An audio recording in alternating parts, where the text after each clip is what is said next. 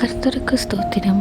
இன்றைய காலை மன்னா, நீ எதை கொடுக்கிறாயோ அதையே பெற்றுக்கொள்ளுவாய். விடுதலை பண்ணுங்கள், அப்பொழுது நீங்களும் விடுதலை பண்ணப்படுவீர்கள் என்று தமிழ் வேதாகமத்தில் கூறப்படுகிறது. அது ஆங்கில வேதாகமத்தில் மன்னியுங்கள், அப்பொழுது உங்களுக்கும் மன்னிக்கப்படும் என்று கூறப்படுகிறது. கொடுங்கள், அப்பொழுது உங்களுக்கும் கொடுக்கப்படும். அமுக்கி குலுக்கி சரிந்து விழும்படி நன்றாய் அளந்து உங்கள் மடியிலே போடுவார்கள்.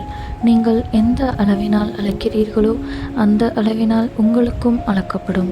லூக்கா 6:37-38. இந்த வேத பகுதியில் நாம் காண்பது போல மன்னித்தலும் கொடுத்தலும் பெரும்பாலும் ஒருங்கிணைந்தே செல்லுகின்றன என்பது ஆச்சரியமளிப்பதாயிருப்பினும் உண்மை அதுவேயாகும். மேலும் எப்போதாயினும் மிகவும் குறைவாக மாத்திரமே கொடுப்பவர்கள் பெரும்பாலும் மிகவும் குறைந்த அளவிலேயே மன்னிக்கிறவர்களாயும் இருக்கிறார்கள்.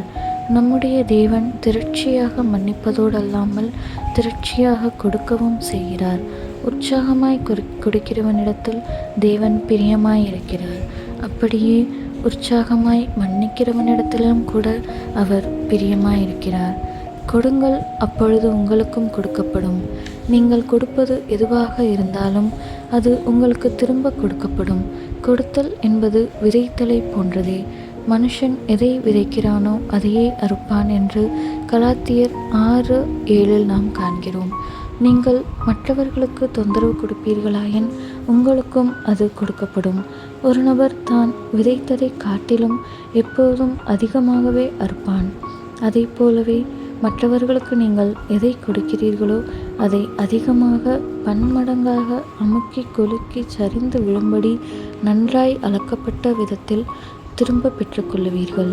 நீங்கள் மற்றவர்களுக்கு இரக்கத்தையோ பகையையோ அன்பையோ அல்லது மன்னிப்பையோ கொடுக்கலாம். நீங்கள் எதை கொடுத்தாலும் அதை திரும்ப பெற்றுக்கொள்ளுவீர்கள்.